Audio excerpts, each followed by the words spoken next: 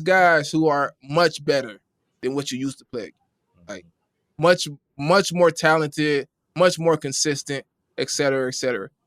And you kind of don't know what you don't know either. Like you don't know. If you're having a good year, you think, oh, I'm a good player, whatever. For him to go to hardline and understand, like, look, I've had a good year already. Like I'm getting awards and all that stuff, but there's more to my game that can be unlocked in the next couple weeks. I want you to push me harder. Like that's not a freshman thing to do. Yeah, like, that's not it's just mentality not. at all. Yeah. He plays and operates kind of like a NFL vet, in my opinion, already as a freshman. So that's, I mean, I got to give kudos to whoever helped develop him up until this point, and just to him, right? Because he understands the moment. He understands. It's hard when you're always better than everybody coming out of high school.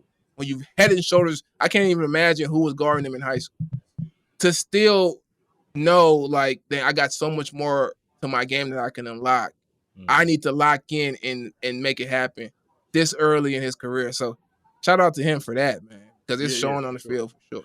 Right, and as we know, Geno Smith is I think it's his cousin. I don't know. I want to say first cousin, but it's his cousin, right? And then, so obviously he got that NFL pedigree in his family. But Geno would do interviews. He'd go into high to tell Jerry, like, "Hey, you could be the best ever. Like, you could do it." And for every reason, like he's listening, he's learning, he's locked in, and like you said, it's just pretty impressive. I know when I was a true freshman at Ohio State, like I redshirted. First off, I was nowhere near ready to develop mentally, physically to play in an actual game. And my mindset was really just like, I'm trying to improve in practice, but whatever is going on in the actual games, I'm really not participating because once again, I'm redshirted. There's no chance of me of playing. And his guy's mindset is like, I will need to be the best right now. What are the next steps I need to do to improve and things of that nature? And then go out and back it up. I mean, he go out here and play a stellar game. Running by guys, running through guys, all the things above that you could ask for from a star wide receiver he brought today. And it's good to be a Buckeye, that's for sure. So I tweeted this before that Ohio State has all this talent on offense, and I feel like people don't understand how challenging it could be to get everybody involved and get the ball spread around and do what's best for the team in that way as a coach. From a game planning standpoint. And I think they finally have gotten to a point. I don't know, there's a number of reasons why it could be now, but they finally understand, like, okay, let's just start with Jeremiah Smith. Right? Doesn't just have to be down the field jump balls. Like throw him a screen pass, throw him a shallow cross, throw him a over route, throw him a curl. Like, let's just get him the ball in some space and force the defense to have to deal with. And then we can go get a Emeka Egbuka in matchups because now they're so concerned about Jeremiah Smith. They got to go guard this other guy who's a potential first-round, second-round pick. And then we get up ahead, and then we can go to the run game, and now we got some explosive running. Like, that, to me, was always what was needed offensively, but it's always easier said than done. But now that they're doing it, I think they've finally found their groove offensively of how they want to attack defense. Yeah, how they want to approach it. And once again, do it early, get up, and then let's see if these guys got the guys to keep up with us. But that brings us to the next point because most of the reason that you can't keep up with us is our impressive defense, right? Like they're going out there and today, obviously 21 points overall, obviously a little lopsided at the end. They gave a couple. They changed their. I want to say defensive philosophy in the second half, right? They start, giving a little bit more space and things of that nature, not being as more aggressive and hands-on with the guys at the line of scrimmage. But in the first half, really went out there and played well. I'm looking at the stats. I was looking down here for a while trying to get the sack stats. So Ohio State had 8 sacks against Dylan Gabriel, who we spoke about before this tonight. It's like, no one affects Dylan Gabriel. We had Zachary Neal on from Believe in Oregon. I think they said after the first 2 games of the season, they had gave up like 6 sacks all season. No one affects this guy in the pocket. We got it done today. I think JT started off. Jack Sawyer got obviously a couple of sacks as well. Tyleek was active all day in the Yeah, backfield and bringing pressure. I mean, just a somebody put overall in the impressive. somebody put in the chat. Both What's said, "Don't forget T. Williams." Yeah, Tyleek, man, he was impressive, man. I think he made some money. This is the thing about these games when you're playing against good teams over and over again, and you're putting up, you get big time sacks, making big time plays in these games. You're making money because when the GM goes and turns on the film, they want to see you. They want to see good versus good, right? Mm-hmm. They don't necessarily want to see you versus Purdue, although Purdue got some NFL players, but they want to see you. How did you play versus Tennessee's offensive line? How did you play versus Oregon? And a guy like Tyleek, I think he continues to move up boards based on his play on the interior. And I thought that just rushing four, the defense just rushing four for most of the game did a really good job getting pressure on the quarterback. I was a little bit surprised, but I thought they was going to have to bring a little bit more pressure, and they really didn't have to. No, right. I mean, really, the pressure really got Oregon going, right? Yeah, On some right. pressure list. That's when we couldn't get to Dylan Gabriel, and he able to get the ball downfield once he kind of scrambled around a little bit. But yeah, Tyleek made some very impressive plays. I mean, one play was like an outside zone. He pitched in. He like ricochets off the center, go straight flat down the line, and still get to tackle for like maybe a no gain or tackle for loss or things of that nature. Oregon's right tackle, so I don't know the guy's name, but he just had a rough day. I mean, Jack was just winning at will, essentially against him in all one-on-one type of situations. Our basically both sides of the ball, because we know Oregon has some guys up front, and essentially we neutralized them. I think Harmon made a couple plays, and rightfully so. They should make a few plays, but these are overall in the good players. trenches, yeah, they're good players. Overall in the trenches, I think we stood up. I didn't even realize did Jordan Birch even play? Like I didn't even see him. Yeah, out there. Did he play? Like somebody in the chat, like did Birch play for Oregon? Did he? I didn't see him. I didn't see him see him out there.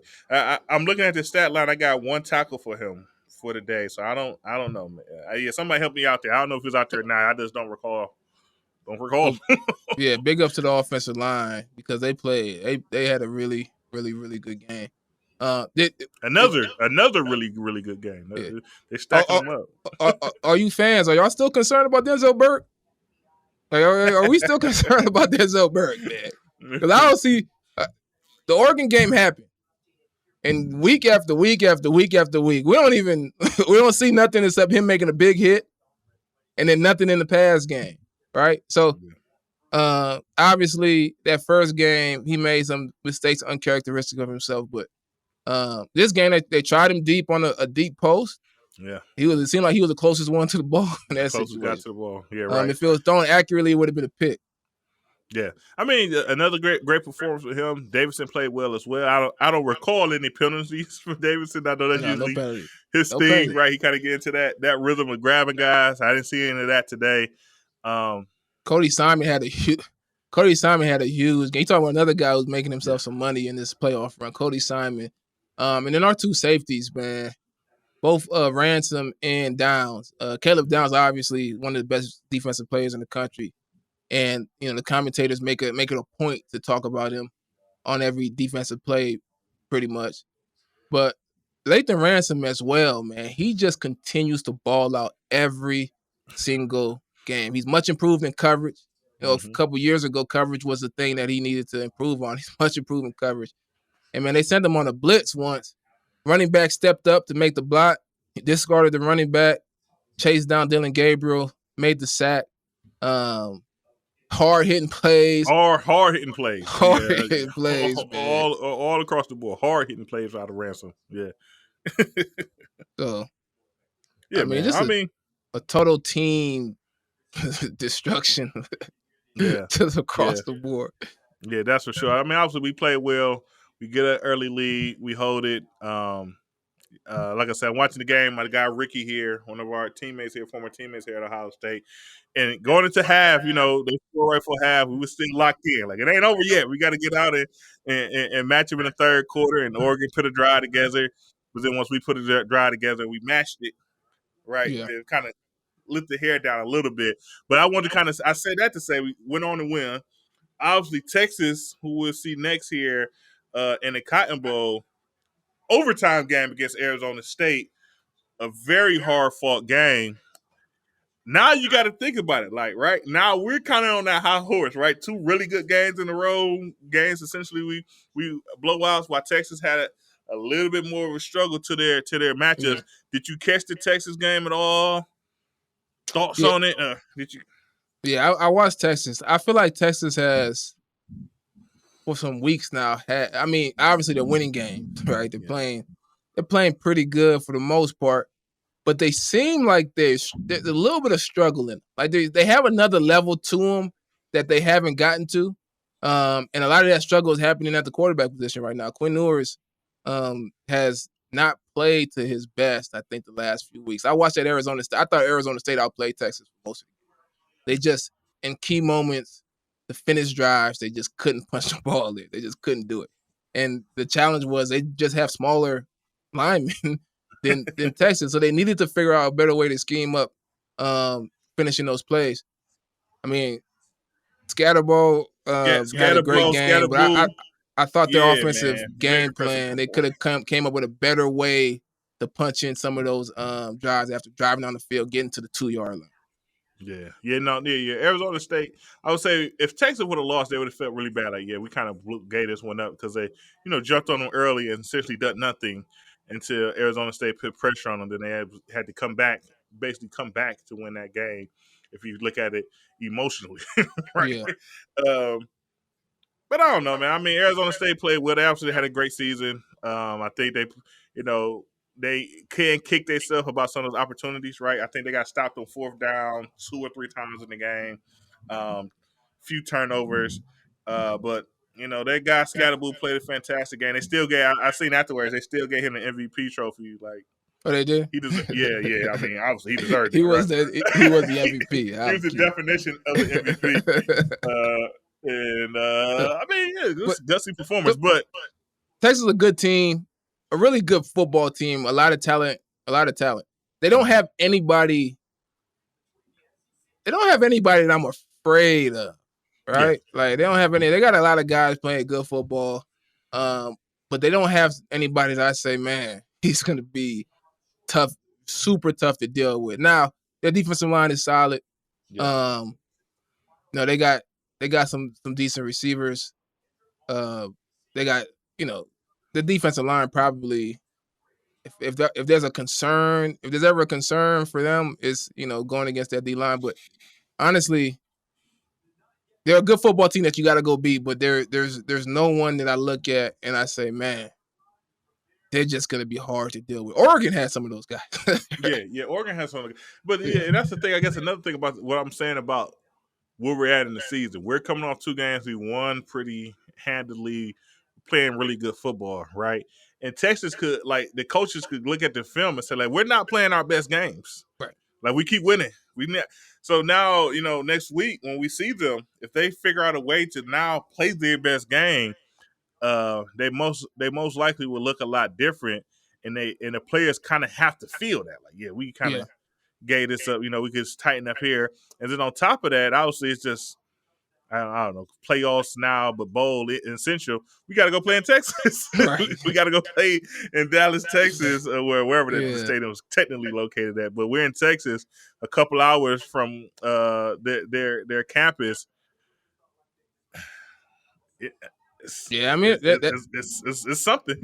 yeah, you laid out the challenge. You laid out the challenge is that one, keeping the guys locked in, focused, and trying to because you still got to try to improve on something. Like you have to have your mindset and continuing to build.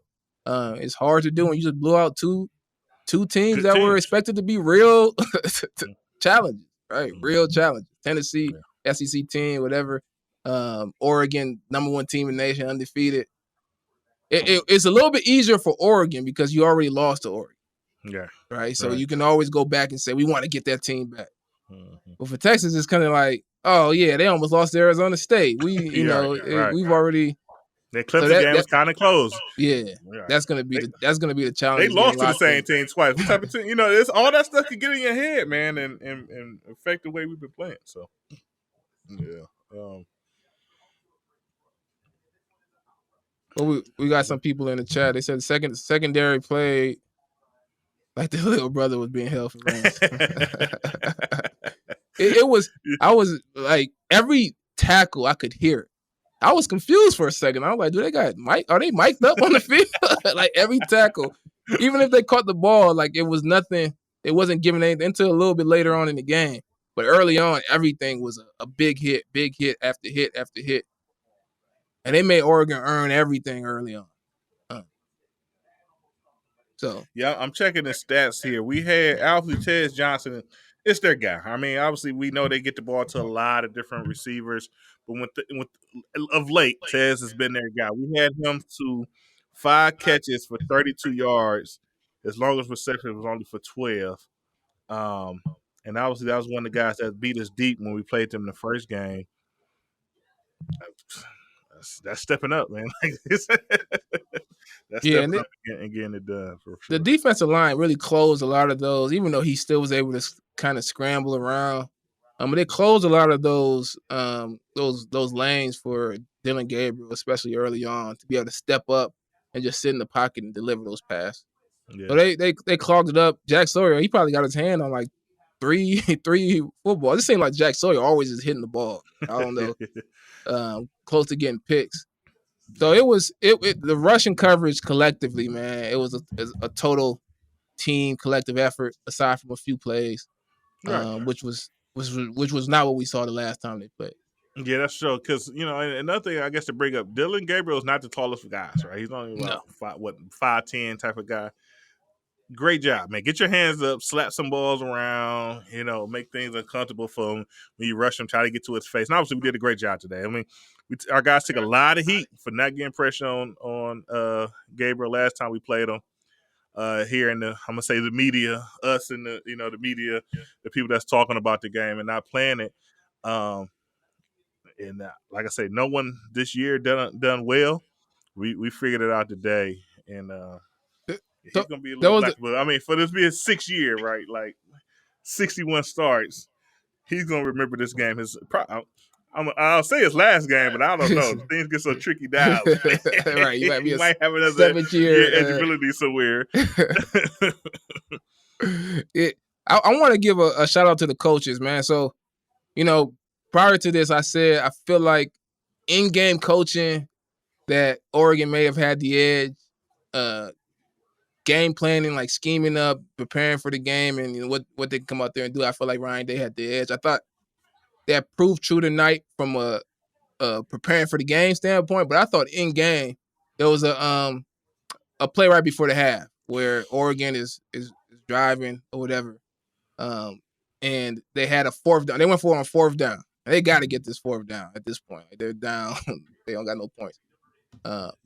You see what they get in, and there's a lot of movement, a lot of stuff happening, and I think Ohio State was in some type of man coverage. They call timeout, come out, and they run like a Tampa 2. And Oregon still in all that motion and movement, but they come out in that cover 2 and they're able to pass all that stuff off. And Oregon, they don't get the 4th down. I thought a couple of times they did that really in game, being able to identify and prepare for what Oregon was going to do and counter in game. So I kudos to the coaches. I thought the game plan, what they did during the game, responding when they know that they needed to respond because Oregon was trying to launch a comeback. I thought they did a great job. And they run that Tampa 2, man. They run that Tampa 2 with Caleb Downs sitting right in the middle. All right. Usually you got that middle linebacker who has to play the hole in the middle. They put Caleb Downs in the middle linebacker in that position like a middle linebacker, and now he's able to play that coverage. And I just think he's so effective in that position because he covers a lot of ground if you decide to run the ball. So he could still feel like a linebacker. But if it's pass, you actually got a guy who, has a great nose and knack for getting to the ball and really playing zone coverage in an effective way. So he got his hand on a few, I think maybe 3 potential interceptions that he could have had. He dropped them. So, we got to give him flack for dropping. Yeah, he got to work on something, right? Right. But I thought the way they schemed up this game, their approach, in their in-game coaching was elite. I Yeah. thought it was a complete But I a mean, but complete. that brings back to one point though, like you said, like we're taking timeouts because we don't like the way to look, and we get a better chance to come back, talk about it, make some adjustments, and get ready for what Oregon's about to run. We don't do that if we're down, right? We Right. don't do that if it's a close game because now Coach Day is thinking like, well, we might have to, be in a situation where we need to get these points back to Yeah. tie to win the game. So if it's a tie game or we're down, we're most likely just going to let it happen. Let it happen, knowing that we need to, get back on offense, get the ball back in our hands so we can kind of go back on attack. But we That's a get good that point. lead. We get that lead, and now we could do things like that. We could take a step back and think about the holistic approach to what we're trying to do and what's best for the team. And let us try to win this situation right here, right now, and and burn those timeouts if we need them. Like they probably got us right. Right. They sense it, man. They've been seeing the pressures. They probably got a man beater call. Yep. A natural rub type play. Guys gonna be wide open for a first down. Let's fix it right now. Time up, switch it up, make them try to do something different. See if they can execute now that they don't know exactly what we're going to run as a defense. And like I said, we won a lot of those situations today. Oregon couldn't do it.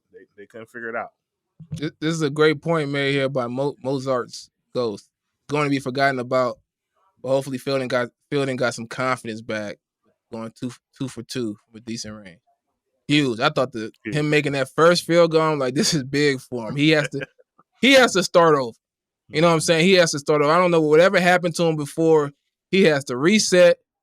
He has to hit some field goals in the game, In the game. and build from there and be able to pull from that the next time he kicks a field goal. So that I agree. It was huge for him to be able to go out there and hit a couple field goals. Forget about what was happening again. Forget about the blowout and all the other stuff. He needed to personally go out there. I guess they had him compete during like the bowl practice or playoff practice to earn that position back. Now he's out there. He's making a couple field goals because we're gonna need these field We're goals, gonna need man. them. We're gonna need them. I mean, we need them today. I mean, obviously we was lit winning, right? And so Yeah, if he hit a field goal and we go up 17-0, that keeps momentum with Ohio State, right? Like, if we go out there and he missed that kick or he kicks it low and it gets blocked or it's anything of that nature, Oregon's now feeling good. Like, okay, we took the big punch. We got something to go our way. Let's try to get back in this game. But you make that kick, and now you got the slow process. We got a TV timeout. We get the kickoff team out there. We kick it out the end zone. Maybe it's another TV timeout. And all that momentum has to sit with you. Like, all right, now we're down 17-0. We're down 3 scores now instead of down 2 and feeling much better about the situation. Yeah, so that's a great point that, Fielding going out there and making a couple on the road. This is about what? Let's call it 40, 50 crowd, right? Everyone's not cheering yeah, for us. He goes out there, he executes and get it done. And then the top thing, though, is that they celebrated it, though. Like, they didn't take that kick for granted, right? yeah, You see Coach right, Day, the sidelines, hyping him up. Hey, great job. You went out there, you got it done. You executed, you kicked it, you made it. Do it, they was able to do it again. That's ways into it because obviously it's a kicker, man. A lot of this is mental, right? You right. always say pressure bust pipes, right? When it especially comes to sports and how they're played. So him going out there and mentally getting back into the rhythm of executing, getting it down, pin some points on the board when a team needs you. Like I said, we're gonna need them again against Texas, or and hopefully we take victory, and then also the chance at the national championship game. We can't go in there worried about making 35, 40-yard field goals. We got to know we got those points if we get to that spot on the field. Lastly, any early thoughts on what the approach should be versus Texas game plan standpoint? Early thoughts. Early thoughts, I would say, is similar today. No turnovers. I feel like Texas is a team that kind of strive off the turnover. Like you said, their defensive line is pretty active. This is probably be the most athletic unit that we get to play against so far. We're just talking about this the sheer number of guys and the different things they could do. So no turnovers. We have to, once again, this is a pocket guy, right? When Era's out there, we got to affect the quarterback. We got to Today we didn't have to do so much dialing it up to affect them, but against Texas, we most likely have to do some overload type of situations, win our one-on-one matchups, affect the quarterback, because we know Texas could get sloppy for whatever reason. They could Yeah. get sloppy, so we got to bring out that sloppy Texas football, um, bring that out of them, and kind of put them in that situation because as we know, they play sloppy, but we also know they make big plays and get themselves back into those games so they can Right. win them. So they're used to that situation. So you got to kind of keep coming at them, even when you have a lead. Yeah, it's gonna be it's a big time matchup. Texas versus Ohio State, two huge alumni bases, two huge fan bases. Um, two blue bloods. It's gonna be a big time matchup. It's gonna get a lot of views. A lot of people gonna show up to the game and want to be at that game. So it's gonna be good for college football. Yeah, So that's for sure. That's for sure. It'll be fun. It'll be fun. But yeah, man. Let's wrap it, man. Obviously, we got our show coming up here in a few days. Obviously, we'll have more on Texas at that time. Uh, we'll celebrate the win for 24 hours, like Coach Day. We'll celebrate for 24 hours.